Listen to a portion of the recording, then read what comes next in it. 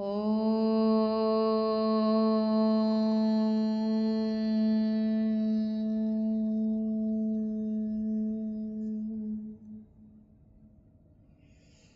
चलिए आज के क्लास को स्टार्ट करते हैं। मैं स्क्रीन शेयर कर रही हूँ, ध्यान से सुनिएगा क्योंकि आप कल भी आपने ज्वाइन नहीं किया था,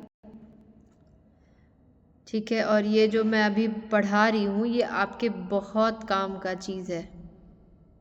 मैं इसे ये पीडीएफ भेज तो दूँगी मगर मुझे नहीं लगता कि कोई इसे है ना खोल के बैठ के पढ़ता होगा। इसीलिए मैं चाह रही थी कि आपको क्लास के थ्रू ही सारे डाउट्स को क्लियर करवा दूँ। तो जैसा कि मेरी अगर अच्छे से आवाज़ आ रही होगी तो आप ठीक है सुनिए, नहीं तो अगर कोई दिक्कत समस्या होगी तो आप मुझे माइक ऑन करके एक बारी बोल दीजिएगा कि आपकी आवाज़ कट रही है। चलिए तो एक बार आवाज आ रही है, कोई दिक्कत नहीं है। ओके, तो कल जो मैंने पढ़ाया था तो उसको एक बार ही मैं फिर से रिमाइंड करवा दे रही हूँ और आपको भी एक बार पता चल जाएगा। तो जैसे आयुर्वेद के अकॉर्डिंग हम लोग चल रहे थे कि शरीर में जो वेस्ट प्रोडक्ट्स हमारे बनते हैं ना वो कितने प्रकार के हैं और अगर वेस्ट प्रोडक्ट्स किस किस रूप में बनते हैं, ठीक है। तो हम लोगों ने पहले तो दोष के बारे में पढ़ा कि शरीर में 3 प्रकार का दोष होता है जो कि वो नॉर्मली हर किसी के अंदर होता है जन्म से ही। अगर आप इंसान की योनि में आपने जन्म लिया है तो 3 दोष आप लेके ही पैदा होंगे, लेकिन आप स्वस्थ तभी कहलाएंगे जब वो तीनों के तीनों दोष शांत रहेंगे, सम रहेंगे, बैलेंस्ड रहेंगे, ठीक है। और उसका कॉन्सेप्ट हम लोगों ने क्लियर किया, ठीक है। उसके बाद फिर जो आता है वो है 7 प्रकार की धातुओं का वर्णन, ठीक है। तो उन 7 धातुओं के बारे में अब हम पढ़ रहे हैं और इसके बाद फिर हम लोग मल के बारे में पढ़ेंगे। तो सप्त धातु में 7 प्रकार की ऐसी धातुएं हैं जो अगर सही मात्रा में बने तो आप तो बहुत अच्छे तरीके से स्वस्थ रहेंगे, लेकिन अगर ये मात्राएं अप डाउन करती हैं तो फिर आपको बहुत सारी समस्याओं का सामना करना पड़ सकता है, जिसमें से कि कुछ समस्या अभी आप खुद उससे सफ़र कर रही हैं। इसीलिए तो जैसे आयुर्वेद के अनुसार शरीर में जो भी हम ग्रहण करते हैं यानी खाते पीते हैं वो सबसे पहले रस धातु में बनता है, परिवर्तित होता है। इसके बाद वह बाकी धातुओं का निर्माण करता है। खाया पिया, उस खाए पिए से क्या होगा कि कुछ रस निकला जिसे हम न्यूट्रिएंट्स कहते हैं। मॉडर्न भाषा में अगर मैं समझाऊं तो उसे हम न्यूट्रिएंट्स कहते हैं। तो वो न्यूट्रिएंट्स को हम लोग कलेक्टिव रूप से रस कह रहे हैं, ठीक है ना। वो रस टूटता है, रक्त बनाता है, फिर रक्त टूटता है, उससे मांस बनता है यानी मसल्स टूट के फिर वो मेद बनाता है यानी कि फैट, और फिर फैट से बोन से bone marrow and then last में हमारा शुक्र धातु, ठीक है। तो अब मैं बात करती हूँ शायद अस्थि मैंने कल स्टार्ट करना था, मुझे मेद तक मैंने पढ़ा दिया था। रक्त क्या है, मांस क्या है, मेद क्या है, मैंने सब कुछ पढ़ा दिया था। तो जैसे कि रस के बारे में मैं बताऊं तो अगर भोजन आपका अच्छे से पच रहा होगा, भोजन पौष्टिक वाला होगा, ठीक है ना, तो आप हर तरीके से स्वस्थ माने जाएंगे। लेकिन दिक्कत होता है तब जब ये बिगड़ जाते हैं। देखिए जनरली एक धातु पोषण की जो गति है मैं इसे थोड़ा फास्ट करवाना चाहूँगी क्योंकि ऑलरेडी ये रिकॉर्डेड वीडियो यूट्यूब पे आपको अवेलेबल है, तो आप उसको एक बार देख लीजिएगा एक नज़र। रस धातु बनने में 1 दिन का समय लगता है। अगर मान लीजिए आपने कल खाया है तो कल का खाया हुआ आज लगेगा शरीर में रस के माध्यम से, और फिर उसके 5 दिन बाद, है ना, 5 दिन लगते हैं, मतलब आज आपने खाया तो आज से 5 दिन बाद आपका वो रक्त में परिवर्तित होगा यानी कि आपके ब्लड के फॉर्म में वो बनेगा। 10 दिन बाद वो आपके मांस यानी मसल्स आपका वो बनेगा, और 15 दिन बाद वो आपका फैट के रूप में बनेगा। देन 20 दिन के बाद वो आपके बोन्स पे जाके लगेगा यानी आपके बोन हेल्थ पे लगेगा, और 20 दिन बाद बोन मैरो यानी कि बोन्स के अंदर जो जो स्ट्रक्चर मौजूद है, जो चीज़ें होती हैं बोन्स के इनसाइड, उसे हम अस्थि मज्जा यानी कि बोन मैरो कहते हैं, ठीक है। बोन मैरो का भी बहुत बड़ा रोल फंक्शन है, उसको कह लीजिए, काफ़ी वो अलग फिर हो जाएगा, इसलिए मैं अभी सिर्फ मोटी मोटी बातों को समझा रही हूँ। और फिर उसके 30 दिन के बाद आपके शरीर में शुक्र धातु का निर्माण होता है, और ये शुक्र धातु सबसे ज़्यादा बलवान, सबसे ज़्यादा शक्तिशाली, और कहिए कि स्वस्थता का बहुत मतलब उच्चतम कोटि का प्रतीक है ये, ठीक है। लेकिन दिक्कत क्या होती है कि फर्स्ट धातु ही हमारी गड़बड़ है। खाया पिया पच ही नहीं रहा है, खाया पिया लग ही नहीं रहा है, यानी हमारा जो रस धातु है वही बिगड़ा हुआ है। वात पित्त कफ तीनों बिगड़ जाते हैं उससे, रस धातु बिगड़ेगा तो। फिर उसके बाद दोष प्रभाव क्या क्या है बगल में लिख दिया गया है। अब पहला कदम, रस धातु को कैसे ठीक करें। रस धातु अगर कम बन रही है तो शरीर में ड्राइनेस आ जाएगा, बॉडी में थकान आ जाएगी, स्किन मतलब कह लीजिए ड्राई हो जाएगा काफ़ी ज़्यादा, बाल झड़ने की समस्या होगी, झुर्रियाँ पड़ने लगेगी कम समय में, काफ़ी ज़्यादा थकान होगा। और अगर रस ज़्यादा बन गया तो शरीर में स्वेलिंग हो जाएगा, शरीर मोटा हो जाएगा, फूल जाएगा, सूज जाएगा, ठीक है, और भारीपन आएगा बॉडी में। उसके लिए क्या चिकित्सा है, सरल चिकित्सा है, इसमें सब कुछ अच्छे से लिखा गया है कैसे क्या करना है। फिर उसके बाद कब खाना है, कैसे खाना है, कब नहीं खाना है, विशेष मंत्र क्या है, ठीक है। उसके बाद अगर आपके शरीर में रस धातु बैलेंस्ड है तो क्या दिखेगी, शरीर में स्पेशली स्किन में एक ग्लो दिखेगा, एक चमक आएगी, थकान कम होने लगेगा, मन हमेशा अंदर से हैप्पीनेस यानी प्रसन्नता बनी रहेगी। अब हम चलते हैं रस धातु से बनने वाली अगली धातु यानी कि रक्त धातु पर। तो रक्त धातु अगर शुद्ध होगा तो हमारे अंदर जीवन शक्ति का संचार होगा, यानी कि हमारे जीने की जो चाह होगी वो प्रबल होगी, और साथ ही साथ हमारा जीवन में एक उद्देश्य होगा जीने का, है ना। हम सब जी रहे हैं लेकिन बिना किसी उद्देश्य के जी रहे हैं, है ना। तो हमारी जीवन शक्ति का विस्तार होगा, ठीक है। शरीर में एनर्जी का एक तरह से कहिए कि राइज होगा, बॉडी में हमारा एक ऊर्जा हमेशा बरकरार रहेगा, नए नए कामों को हम हमेशा अपनाएंगे और उसे पूरा भी करेंगे। तेजस्वी यानी कि इंटेलिजेंसी आपकी डेवलप होगी, IQ आपका डेवलप होगा, हर प्रकार से आपके लिए अच्छा है। और रक्त जीवन का आधार भी माना गया है, बिना रक्त के शरीर रहेगा नहीं, और जब शरीर नहीं है तो जीवन का क्या फिर मोल, है ना। तो जीवन का आधार है हमारा रक्त। रक्त का क्या कार्य है ये आपको पता ही है। फिर उसके बाद रक्त धातु अगर असंतुलित है, ठीक है, अगर कम बन रहा है तो क्या दिक्कतें आएंगी, ज़्यादा बन रही है तो क्या दिक्कतें आएंगी।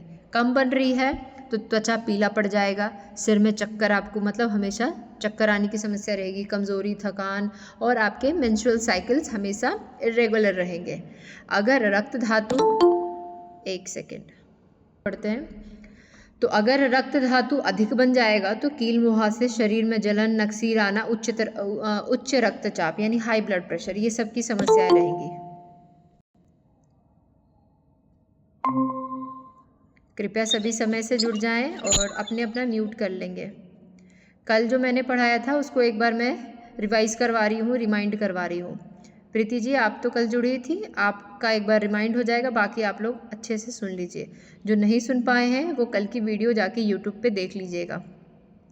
फिर हम बात कर रहे थे अभी रक्त के बारे में। तो रक्त की समस्याओं को दूर करने के लिए क्या औषधीय उपाय हैं, ये सब इसमें दिया हुआ है, कैसे बनाना है वो सब चीज़ें, वो सारा प्रोसेस भी दिया हुआ है।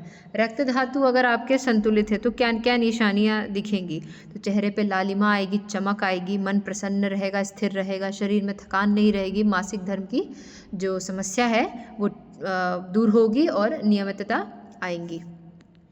फिर उसके बाद ये अगला जो इसका होता है, अगर यहाँ तक आपने सही से आपकी बॉडी आपकी फॉर्म कर पा रही है, यानी कि आपकी बॉडी सही से काम कर रही है, यहाँ तक रक्त अच्छे से बना रही है, सही मात्रा में बना रही है, तभी आपके मसल्स डेवलप हो पाएंगे। मैं फ़ैट की बात नहीं कर रही हूँ, मैं मसल्स की बात कर रही हूँ। और मसल्स बहुत ज़रूरी है क्योंकि हड्डियों को एक तरह से वो प्रोटेक्ट भी करता है और हर प्रकार से प्रोटेक्ट रहता है, बाहरी चीज़ों से भी प्रोटेक्ट करता है और हड्डियों पे ज़्यादा प्रेशर ना आने दे, बॉडी का जो वेट डिस्ट्रीब्यूशन है वो भी मैनेज करता है हमारा मसल्स, ठीक है। तो अगर मान लीजिए आपके शरीर में मांस धातु की अधिकता हो रही है या कमी हो रही है तो क्या दिक्कतें आएंगी, और अगर मांस धातु संतुलित होगा तो शरीर में मजबूती आएगी, शरीर उतना ही बलवान और स्थिर ये करेगा। और मांस धातु के विकार क्या क्या हैं ये सब दिए हुए हैं। मांस धातु अगर ज़्यादा बन रही है तो मोटापा, भारीपन, शरीर में गांठें कभी कभी होती है, किसी किसी को गांठ वगैरह बनता है, कभी फीमेल्स में तो ज़्यादातर ब्रेस्ट में ये देखा जा रहा है कि उनके गांठें डेवलप हो रही है ब्रेस्ट में।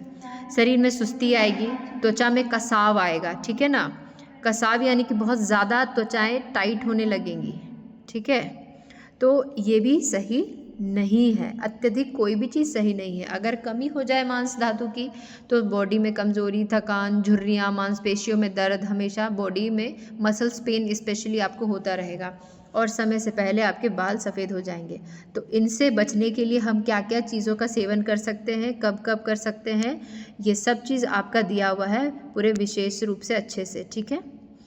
और अगर मांस धातु संतुलित हुआ तो शरीर में ताकत, स्थिरता, तो त्वचा में जो एक कसाव है, चमक है, वो इक्वली आएगा। जो हम फेशियल करवाने के बाद देखते हैं ना, जो टोन अपने फेस का, वो नेचुरली आपकी ग्लो बरकरार रहेगी, मांसपेशियों की दर्द दूर हो जाएगी।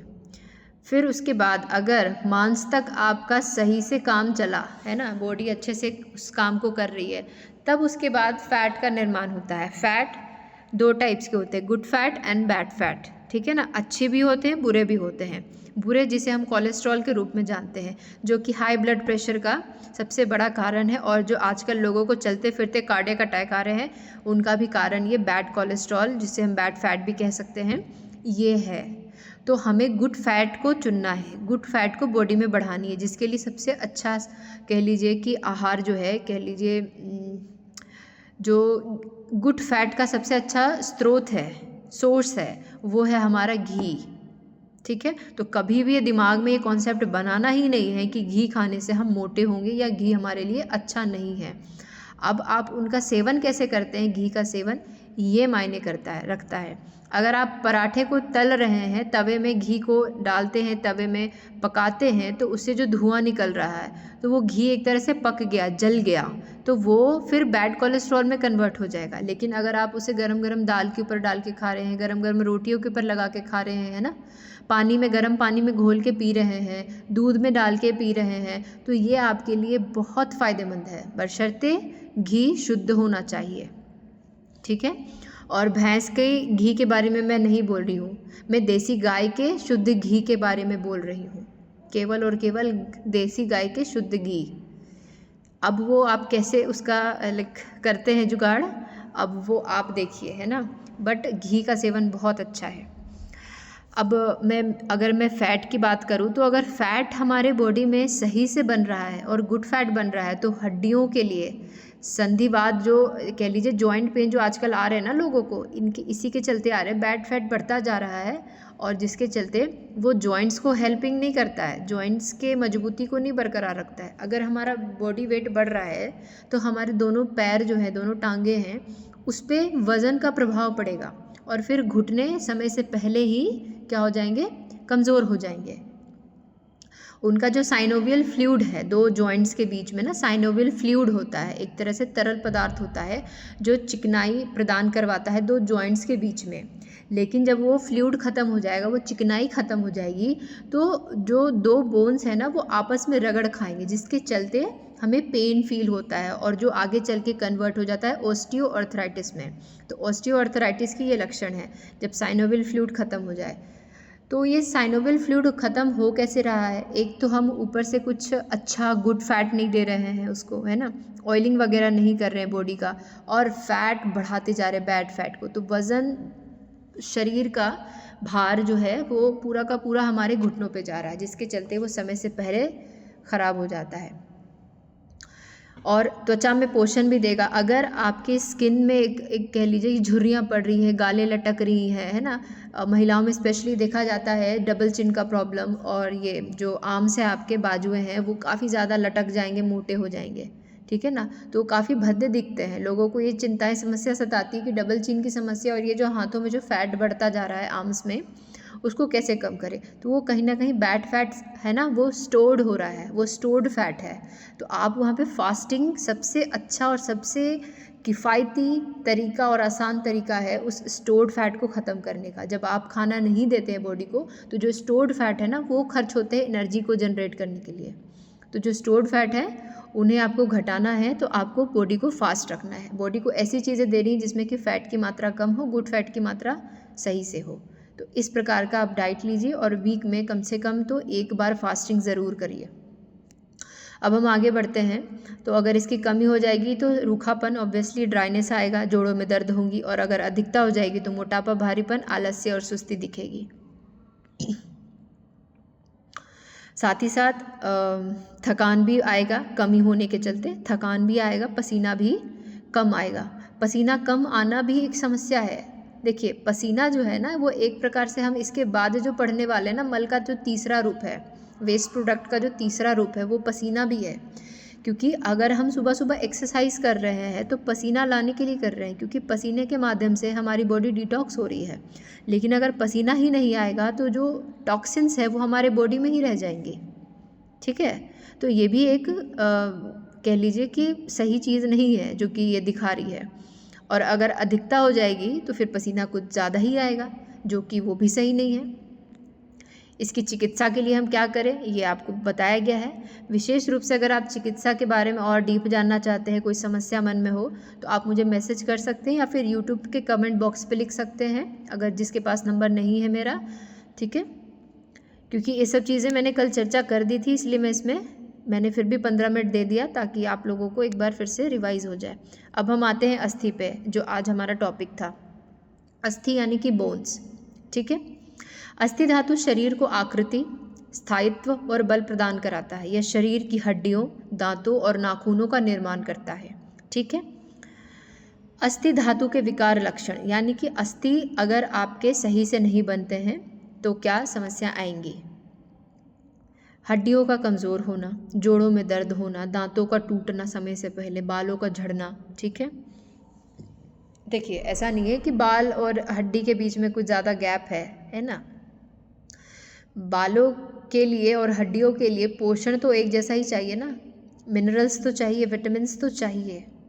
ठीक है, और अगर अधिकता हो जाएगी तो हड्डियों में असामान्य वृद्धि, कभी कभी आप देखते होंगे कि किसी किसी के पैरों में जो स्पेशली जो अंगूठा है, अंगूठे के बगल में हड्डी निकलने लग जाएगी। कहीं कहीं पे ऐसे, कभी हाथों में कलाइयों के पास हड्डी निकलने लग जाएगी। तो वो असामान्य रूप से हड्डी का वृद्धि होना भी सही नहीं है, वो भी कभी ना कभी आपको दर्द करेगी एक समय के बाद। तो इस चीज़ पर ध्यान दीजिएगा। हड्डियों में भी गांठें आने की समस्या हो सकती है ना। तो मतलब कि एक तरह से हड्डियों पे परेशानी तो आएगी ही, साथ ही साथ शरीर का एक भारीपन जो है ना, हड्डी भी कुछ अपना एक वेट कैरी करता है बॉडी का। तो फिर वहाँ पे पता चलेगा कि हमारा वेट तो बहुत अच्छा है ना, हाइट के हिसाब से हमारा वेट बहुत सही है, एकदम जो परफेक्ट वेट होना चाहिए। लेकिन आप यहाँ ये देख के आप सोचिए ना कि हड्डियों का वेट जितना होना चाहिए और फिर फैट का जितना वेट होना चाहिए और मसल्स का जितना वेट होना चाहिए, वो सही है कि नहीं।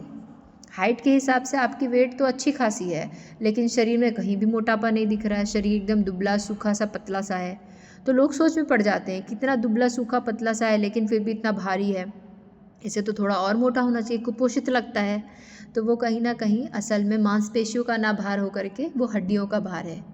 तो हमें मांसपेशियों के भार को थोड़ा बढ़ाना है और हड्डियों के भार को घटाना है, तब बॉडी सुडौल दिखेगा। ठीक है, तभी जाके बॉडी सुडौल दिखेगा और एक स्वस्थ शरीर का पहचान होगा। ठीक है ना। अच्छा, सर पर भी बालों का असामान्य बढ़ना भी हो सकता है। अगर बाल झड़ रहे हैं तो बाल बहुत ज़्यादा भी बढ़ेंगे। कभी कभी किसी किसी की ये समस्या हो जाती है कि बाल ही नहीं हो रहे, और किसी किसी की ये समस्या हो जाती है कि बाल मेरे झड़ते क्यों नहीं हैं। ठीक है, ऐसी भी समस्याएं होती है। 10 में से 1% लोगों के साथ ही होगी, लेकिन होती है। कभी कभी शरीर में हार्मोन्स की गड़बड़ी के कारण भी सर पे तो बाल नहीं आएगा, लेकिन बॉडी में अनयूजुअल हेयर ग्रोथ आपको देखने को मिलेंगे, जिसका रीज़न है टेस्टोस्टेरोन हार्मोन का हमारे शरीर में वृद्धि होना। जनरली ये टेस्टोस्टेरोन हार्मोन ही सिर्फ अकेला हार्मोन है जो कि मेल हार्मोन है, यानी कि हमारे फीमेल के लिए नहीं है, ये मेल हार्मोन है। और वुमेंस के लिए एस्ट्रोजन एंड प्रोजेस्टेरॉन, ये 2 हार्मोन्स है जो कि मेमरी ग्लैंड्स में मिल्क प्रोडक्शन के लिए और फिर बच्चे को कैरी करने के लिए, है ना, मेंस्ट्रुअल साइकिल को सही तरीके से चलाने के लिए ये 2 हार्मोन्स नेसेसरी है फीमेल्स में, और मेल में सिर्फ टेस्टोस्टेरोन। लेकिन जब हमारे हार्मोन्स गड़बड़ होंगे तो हमारे बॉडी में टेस्टोस का भी मात्रा जितना होना चाहिए उससे अधिक बनने लगेगा, जिसके चलते हमारा जो बॉडी है, स्पेशली पीसीओडी की समस्या आ जाएगी। ठीक है, प्रेगनेंसी में आपको दिक्कत होगी, कंसीव करने में दिक्कत होगी। क्यों? क्योंकि एक्चुअल में वो टेस्टोस आपके लिए नहीं है, वो मेल के लिए है, और वो टेस्टोस प्रेगनेंसी को फॉलो नहीं करवाता है बल्कि प्रेगनेंसी को रोकता है। ठीक है, साथ ही साथ फेशियल हेयर ग्रोथ आपको देखने को मिल जाएंगे अननेसेसरी। जहाँ तहाँ, स्पेशली ये आपके चिन के नीचे, अपर लिप्स में, है ना, ये सारे साइड लॉक जो होते हैं, ये सब जगह पे अनवांटेड हेयर ग्रोथ और एकदम कह लीजिए वियर्ड जैसा लगेगा, बियर्ड आपका होने लगेगा। तो ये सब समस्या आती है आजकल लेग्स में भी। और आजकल जो लोग वैक्सिंग करवा रहे हैं, आप देख रहे होंगे कि अनवांटेड हेयर ग्रोथ, और वो काफ़ी मोटे और काले होते हैं, जो कि एक मेल का पहचान है। तो हमारे शरीर में वो क्यों हो रहा है? वो सब के सब हमारे हॉर्मोन्स के चलते। और हॉर्मोन्स को सही तभी किया जा सकता है जब हमारा लाइफस्टाइल सही हो, क्योंकि ये कोई बीमारी नहीं है, ये प्रॉब्लम है लाइफस्टाइल डिसऑर्डर का। अगर हमारी दिनचर्या सही रहेगी, हमारा आहार सही रहेगा, हमारे विचार सही रहेंगे, तो हर प्रकार से हमारे हॉर्मोन्स कंट्रोल में रहेंगे। ठीक है। अब अस्थि को संतुलित करने के लिए क्या चिकित्सा हम कर सकते हैं? तो देखिए, ये बहुत कम शब्दों में मैंने बता दिया है, लेकिन हर किसी के लिए ये चीज़ सामान्य स्थिति में नहीं आएगा। जैसे मान लीजिए किसी को अलग प्रॉब्लम है, डायबिटीज़ है, किसी को ब्लड प्रेशर है, किसी को समथिंग एल्स है, तो सबके लिए डाइट सूटेबल नहीं है। पर्टिकुलर इंसान के लिए कुछ चीज़ें चेंजेस उसमें लाए जाएंगी, मगर एक जो जनरल वे में जो होती है ना, वो जनरल मैंने यहाँ पे लिखा है। ठीक है। तो जोड़ों का जो दर्द होता है, ठीक है, नीज़ पेन आजकल बहुत लोगों को हो रहा है, कम उम्र में हो रहा है, तो उसका रीज़न क्या है? तो रीज़न हड्डियों का कह लीजिए कि सही से वो वृद्धि नहीं कर पा रहा है, उसका ग्रोथ अच्छे से नहीं हो, उसका पोषण अच्छे से नहीं हो पा रहा है। ठीक है। तो यहाँ पे अश्वगंधा का चूर्ण बहुत अच्छा माना गया है। अश्वगंधा के अलावा भी और भी बहुत सारी औषधियाँ हैं, उसको आप उसका सेवन कर सकते हैं। ठीक है। साथ ही साथ बहुत अच्छा होगा आपको रेगुलर नाइट में सोने से पहले सरसों के तेल में लहसुन है, मेथी है, ये 2 चीज़ों को पका करके उसके तेल को अपने पैर के तलवे में अच्छे से रब करें, अपने घुटने में, अपने नाभि में और अपने दोनों कानों में। ठीक है ना। अश्वगंधा चूर्ण नहीं भी मिल रहा है, कोई बात नहीं है, आप अगर जोड़ों में दर्द है तो आप मसाज करिए। बाकी मसाज के टेक्निक्स अलग अलग हैं, किस में किस तरीके से करना है, किस डायरेक्शन में करना है, वो बेहतर है आप अपने जो नेचुरोपैथ स्पेशलिस्ट हैं और जो योगा ट्रेनर है, आप उनसे सलाह ले सकते हैं। ठीक है। हड्डियों की कमज़ोरी को कैसे ठीक करें? तो तिल और गुड़ काफ़ी अच्छा है, तो इन दोनों का आप लड्डू मिला के बना लीजिए। तिल का लड्डू गुड़ में मतलब मिक्स करके, ड्राई फ्रूट्स वगैरह मिक्स करके। ठीक है। सुबह सुबह आप इसको ड्राई फ्रूट्स के रूप में तिल गुड़ आप सेवन कर सकते हैं नाश्ते के समय में, है ना। बालों का झड़ना हो रहा तो आंवला काफ़ी अच्छा माना गया है, भृंगराज काफ़ी अच्छा माना गया है बालों के लिए। ठीक है ना। तो आंवले और भृंगराज सुबह सुबह खाली पेट ले सकते हैं, लेकिन सिर्फ आंवला भृंगराज ले लेने से ही बाल झड़ना नहीं रुक जाएगा, ये भी सुन लीजिए अच्छे से, क्योंकि बाल झड़ने का पहले हमें रीज़न ढूंढना होगा। अगर सब कुछ सही है तो ये औषधि के इस्तेमाल से ठीक हो सकता है, लेकिन हम टेंशन बहुत ज़्यादा ले रहे हैं, हमारी स्लीपिंग साइकिल काफ़ी ज़्यादा डिस्टर्ब हो रही है ना, हमारी ईटिंग हैबिट सही नहीं है, तो फिर समस्या कभी रुकेगी नहीं आंवला भृंगराज खाने से। किन्हीं का माइक ऑन है, प्लीज़ माइक ऑफ कर लीजिए। दांतों का टूटना, समय से पहले दांत गिर रहे हैं, कमज़ोर हो जा रहे हैं, तिल का तेल अच्छा है। ठीक है ना। स्पेशली जो हड्डियों से रिलेटेड चीज़ें हैं वो वात का एक तरह से सूचक है, वात का सूचक, वात यानी कि वायु, तो वायु के लिए सबसे अच्छा तिल माना गया है, तिल का तेल माना गया है। ठीक है। तो नाभि और मसूड़े पर मालिश करिए दांतों से रिलेटेड अगर समस्याएं हैं तो। सुबह खाली पेट 1 लड्डू दूध के साथ। ठीक है। अब ये अलग अलग हो सकता है, किसी को गुड़ अच्छा नहीं लगता, किसी को तिल नहीं पचता है, किसी को उससे, है ना, कुछ समस्या है, तो फिर आपके लिए कुछ दूसरा उपाय होगा। हड्डियों में मजबूती आएगी अगर अस्थि धातु संतुलित है, तो उसके क्या क्या लक्षण हैं? हड्डियों में मजबूती, बालों का स्वस्थ रहना, दांतों मसूड़ों का स्वस्थ रहना और जोड़ के दर्द कम होना। अब मैं आती हूँ मज्जा धातु पर। इस धातु के बारे में बहुत कम लोग जानते हैं। हाँ जी, हेलो। चलिए, तो मज्जा धातु के बारे में हम जान रहे थे। देखिए, हड्डियों के बारे में सब जानते हैं, लेकिन हड्डियों के भीतर भी कुछ मौजूद होता है, उसके बारे में बहुत कम लोग जानते हैं, है ना। हड्डी के अंदर भी बहुत चीज़ें होती हैं जिसे हम बोन मैरो कहते हैं, और उन्हीं बोन मैरो के अंदर हमारा स्टेम सेल का ग्रोथ होता है और स्टेम सेल रहती हैं। जनरली सेल के बारे में जितने लोग जानते हैं कि सेल क्या है, तो हमारे शरीर की सबसे छोटी इकाई है जिसे हम कोशिका कहते हैं। उन्हीं कोशिकाओं के मिलने से हमारा शरीर बनता है। जैसे एक ईंट के मिलने से और ढेर सारे ईंट के मिलने से एक दीवार खड़ी होती है, और ढेर सारे 4 दीवार मिलने से एक रूम बनता है ना। और उसी प्रकार से 3-4 रूम मिलेगा तो एक घर बनेगा। ठीक है। उसी प्रकार से एक कोशिका ढेर सारी कोशिका जब मिलेगी तो वो हमारे टिश्यू का निर्माण करेगा, यानी ऊतक। और ढेर सारे ऊतक मिलेंगे तो एक अंग यानी कि ऑर्गन, और ढेर सारे ऑर्गन्स मिलेंगे तो एक ऑर्गन सिस्टम। और इसी प्रकार से अलग अलग सिस्टम्स मिलेंगे, जैसे digestive system, respiratory system, nervous system, excretory system, reproductive system, ठीक है ना। तो इस प्रकार से जब 7-8 जो सिस्टम्स मिलेंगे तब हमारा एक शरीर का निर्माण होता है।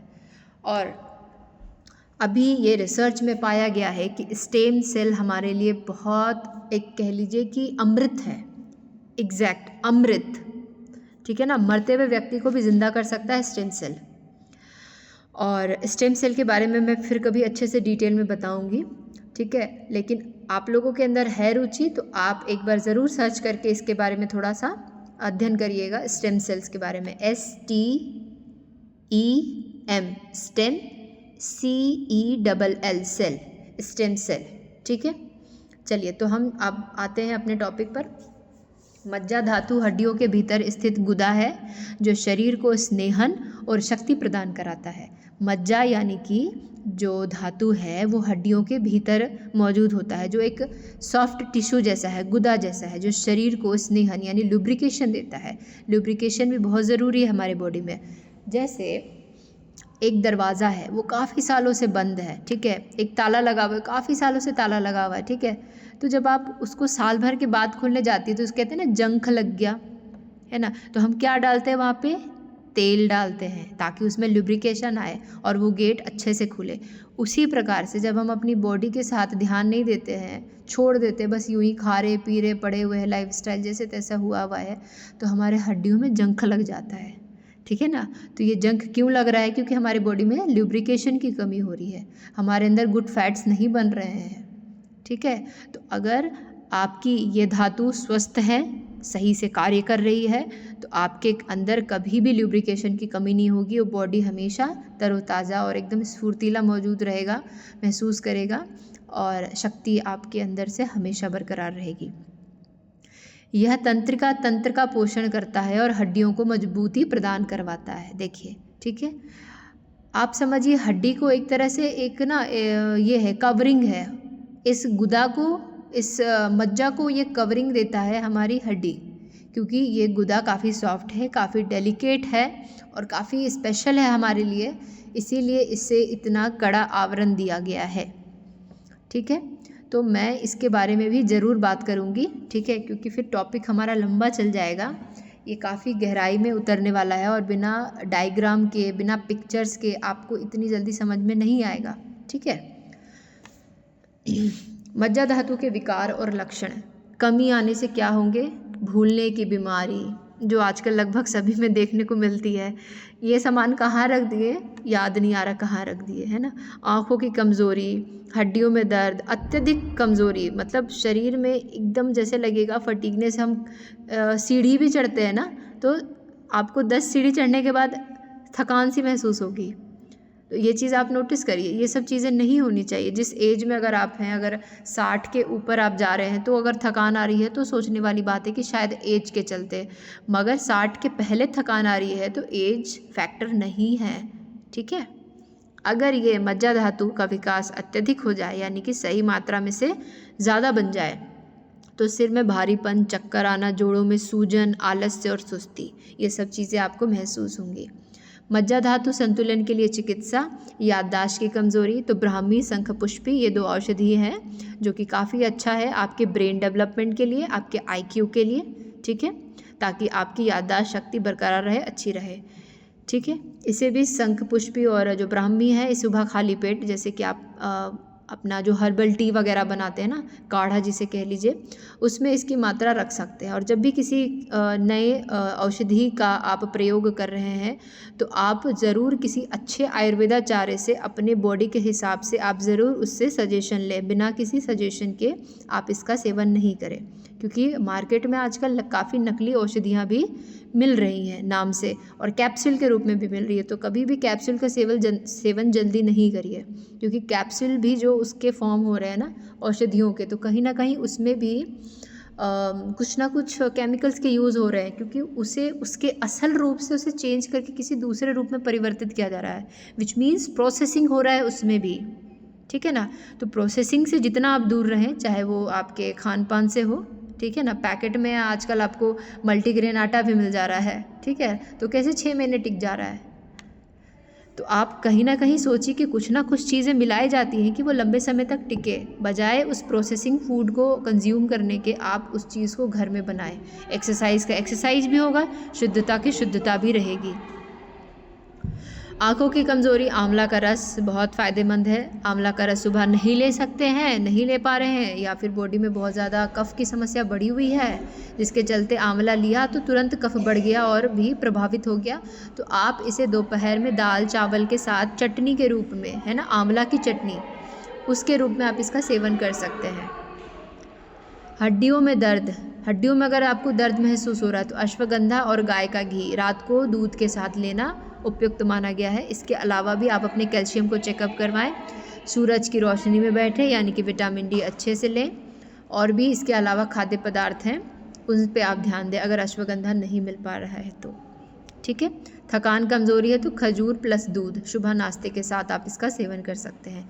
जैसे मिल्क शेक वगैरह आजकल लोग बनाते हैं, तो बस इस चीज़ का ध्यान रखें कि किसी भी फ्रूट्स को दूध के साथ सेवन करना निषेध माना गया है अकॉर्डिंग टू आयुर्वेदा डाइट, ठीक है। मॉडर्न डाइट में आपको दिखाया जा रहा होगा दूध, केला, सेब वगैरह ले लो साथ में मिक्स करके, ये आपकी कमज़ोरी को दूर करेगा, लेकिन दूध अलग चीज़ है, फल अलग चीज़ है। दोनों विपरीत चीज़ों को एक साथ मिला के खाना आयुर्वेद में निषेध माना गया है। इसके चलते बहुत सारे बॉडी में दिक्कतें आ सकती है, ठीक है ना, तो इस चीज़ का ध्यान रखेंगे।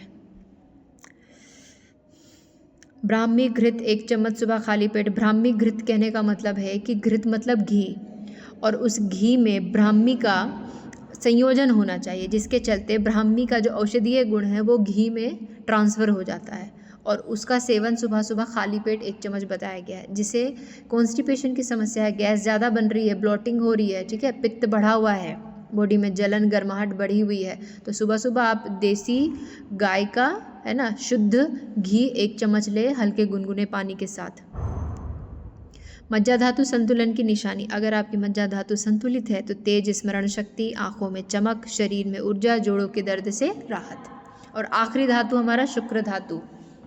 शुक्र धातु प्रजनन क्षमता, ऊर्जा और ओज का स्रोत है, ठीक है। शुक्र धातु हमारे शरीर में प्रजनन क्षमता यानी कि फर्टिलिटी, आजकल बहुत समस्याएं आ रही हैं, जैसे कि पतंजलि वेलनेस में भी मैंने देखा है कि 10 में से 8 महिलाएं या 8 पुरुष इनफर्टिलिटी के ही पेशेंट्स हैं, ठीक है।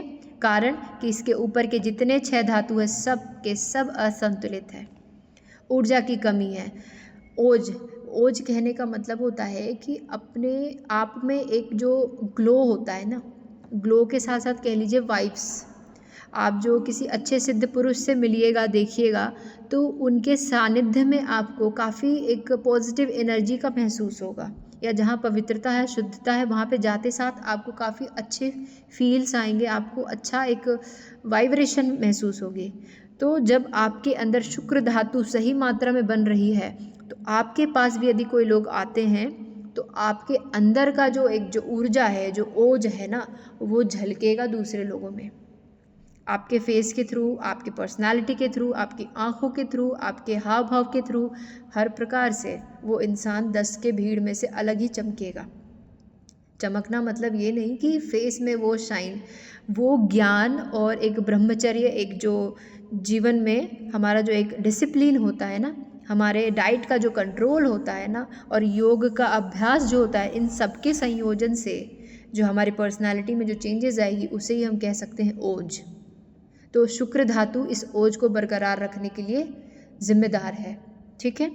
तो हमारे अंदर बहुत ज़्यादा हमारा जो खान पान है, इतना स्पाइसेस, इतना पॉल्यूशन, इतना मिलावट है कि हमारे अंदर काम की इच्छा, ठीक है ना, सेक्सुअलिटी जो एक जो प्लेजर है उसको पाने की जो इच्छा है हमारे अंदर बहुत ज़्यादा बढ़ गई है, due to our environment, our food, है ना, हमारा खान पान हो गया, और हमारे जो एनवायरनमेंट में इतना पोल्यूशन है, उसके कारण हमारे अंदर ये काम की इच्छा बढ़ रही है, जिसके चलते हम समय का ख्याल नहीं रखते हैं, दिन का ख्याल नहीं रखते हैं, और अगर हम ज़्यादा मात्रा में अपने शुक्र धातु को बाहर की ओर निकाले, तो जिससे चलते हमारे अंदर ये क्षमताएं घटती हैं, हमारी प्रजनन क्षमता घटती है, हमारी ऊर्जा ख़त्म होती है और हमारा ओज भी दब जाता है। और जिसके अंदर ओज है ना, ये एक और चीज़ होती है, उनके बोलने से बातें लगती भी है। वो जो बोलते हैं है ना, वो 99.9% सत्य होती हैं, क्योंकि उनके पवित्रता का वो प्रभाव है। ठीक है ना। तो ये सब चीज़ें किस में देखने को मिलती है? एक ब्रह्मचारी में। आप एक दैनिक जीवन में रहते हुए भी ब्रह्मचर्य का पालन कर सकते हैं। ठीक है, कभी मैं उस पर भी विशेष चर्चा करूँगी, क्योंकि मैं एक उस फील्ड में भी मैंने अभी एक सर्टिफिकेट लिया है, जो स्पेशली संतति सृजन जो है ना, हमारा जो आजकल जो हमारी जो संतति, हमारी जो पीढ़ी बिगड़ रही है, हमारा जो कह लीजिए कि जो प्रेग्नेंट वुमेन्स है, अगर उन्हें एक मनचाहा संतान चाहिए, उनकी संतान कैसी हो, उनके अंदर ये गुण हो, ये सब चीज़ का भी एक अपना ही एक कोर्सेज़ वगैरह अलग से अब चलाया जा रहा है। तो उसके अंतर्गत ये सब चीज़ें आती हैं। ठीक है, समय, मुहूर्त है ना, ये सब मायने रखता है। आपको अगर अपनी संतान में वो क्वालिटीज़ चाहिए, तो वो क्वालिटीज़ को पहले आपको खुद में धारण करना होगा। आपके खान पान से लेके, आपके एक्सरसाइजेस से लेके, आपके औषधियों से लेकर के, बच्चे के होने के बाद उसके जो 16 संस्कार होते हैं, उन 16 संस्कारों के बारे में भी इसके अंतर्गत विशेष रूप से भी बताया गया है, पूरे बायोलॉजिकल, मॉडर्न और आयुर्वेदिक डाइट को कवर करते हुए। चलिए, फिर उसके बाद शुक्र धातु के कम होने के लक्षण सबको पता ही हो गए। थकान, कमजोरी, संतान उत्पत्ति में समस्या, त्वचा में रूखापन, सूखापन, मन में चिंता, और अधिक होगा तो अधिक काम इच्छा, शरीर में भारीपन, वीर्य स्त्राव की अधिकता, नाइट फॉल जिसे कहते हैं, है ना। शरीर में कफ की वृद्धि भी बहुत होगी, और उनकी इम्यून सिस्टम भी कह लीजिए कि बहुत वीक होगी। इम्यून सिस्टम वीक होना भी एक बहुत बड़ी निशानी हो जाती है इसकी। ज़रूरी नहीं कि सिर्फ यही, लेकिन अगर शुक्र धातु का निष्कासन हम करते जा रहे हैं अनलिमिटेड, तो हमारी इम्यून सिस्टम भी बहुत ज़्यादा वीक हो जाएगी। अश्वगंधा अच्छा माना गया है। ठीक है, यहाँ पे फिर से मैं बताना चाहूँ, अश्वगंधा पुरुषों के लिए काफ़ी अच्छा है, क्योंकि ये टेस्टोस्टेरोन हार्मोन को पिक करता है और बॉडी में एक एनर्जी लेवल को बढ़ाता है। बस अश्वगंधा सही और प्योर मिलना चाहिए। ठीक है, महिलाओं को अगर देखा जाए तो महिलाओं के लिए शतावरी बहुत अच्छा औषधि माना गया है। शतावरी पीले रंग का, हल्का वाइटिश येलोइश चंदन के रंग का थोड़ा होता है, और ये पतला और लंबा होता है। इसका भी आप सेवन दूध के साथ कर सकते हैं। ठीक है, या फिर आप पानी में भी बॉईल करके इसका काढ़ा वगैरह ले सकते हैं। फिर से मैं वही कहूँगी कि लेने से पहले एक बार किसी अच्छे आयुर्वेदाचार्य से कंसल्ट ज़रूर करिएगा। त्वचा का सूखापन, आंवला का रस बहुत अच्छा है। आंवला के बारे में मैं एक और बात बता दूं कि अगर आयुर्वेद के अनुसार, हमारे भारतीय ग्रंथों के अनुसार, अगर फलों का राजा किसी को चुना जाए तो वो आम नहीं, वो आंवला है। हमारे ग्रंथों में जो फलों का राजा है, जो तीनों के तीनों दोषों में बराबर तरीके से काम करता है, अपना योगदान देता है, वो केवल और केवल आंवला है। इसीलिए हमारी भारतीय सभ्यता में आप आंवला के पेड़ की भी पूजा करते हैं। मैंने वहाँ पे, मुझे नहीं मालूम, लेकिन आंवला के पेड़ की भी पूजा की जाती है। तो आंवला का फल है वो बहुत अच्छा है। और दूसरा हमारा ये श्रीफल यानी कि नारियल भी बहुत अच्छा है। उसका भी आप सेवन वीक में 2-3 बार ज़रूर करिए। नारियल की गिरी वगैरह, उसका चटनी बनाइए, या फिर डायरेक्ट आप उसका सेवन करिए किसी भी प्रकार से। ठीक है, तो शतावरी अच्छा माना गया है महिलाओं के लिए स्पेशली। देखिए, शुक्र सिर्फ सीमन से रिलेटेड नहीं है, स्पर्म से रिलेटेड नहीं है। हमारे अंदर भी रिप्रोडक्टिव ऊर्जाओं का संचयन होता है।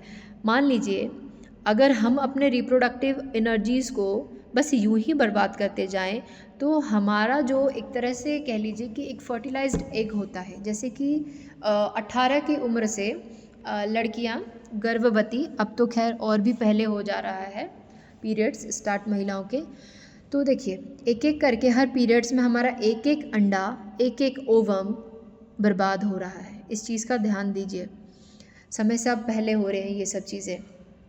आप सभी एक माँ हैं तो आपकी बेटी भी होंगी, इसीलिए मैं आपको ये खुल के ये सब चीज़ें बता रही हूँ।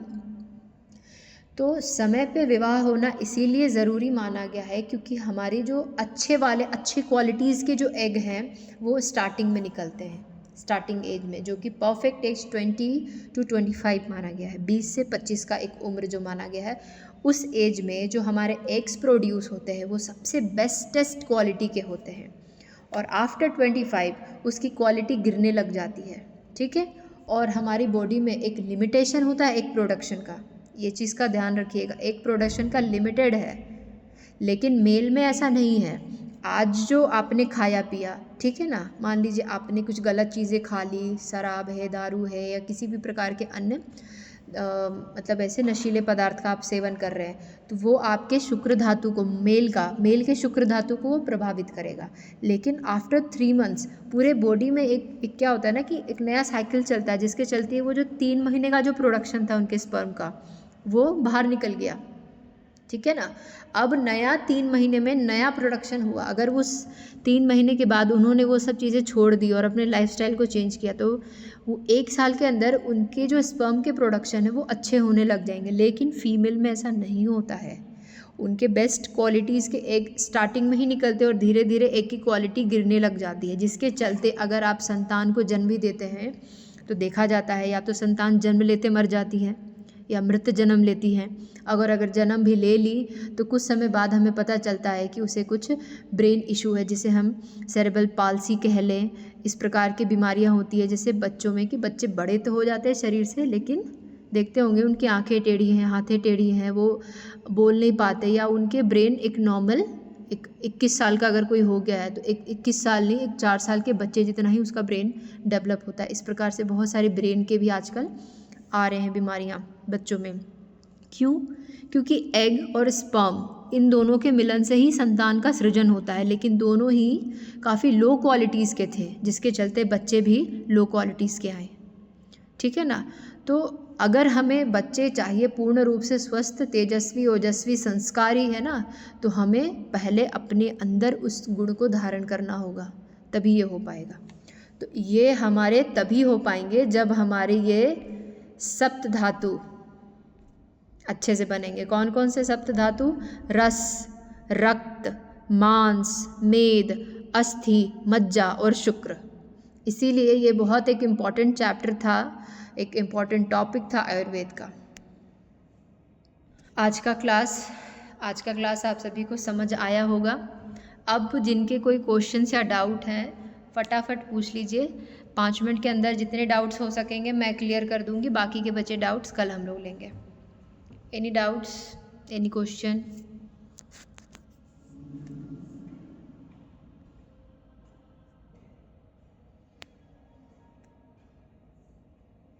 कोई डाउट नहीं है?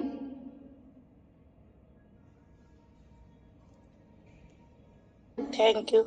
वेलकम। सभी को एक बार फिर से प्रणाम। 3 बार हम ओम का नाद करेंगे और भगवान धन्वंतरी को याद करेंगे।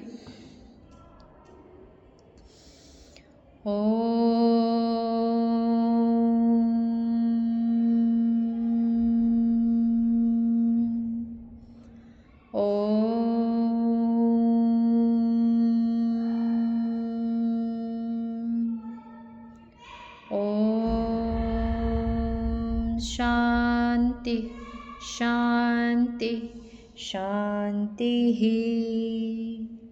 चलिए, सभी को शुभ रात्रि।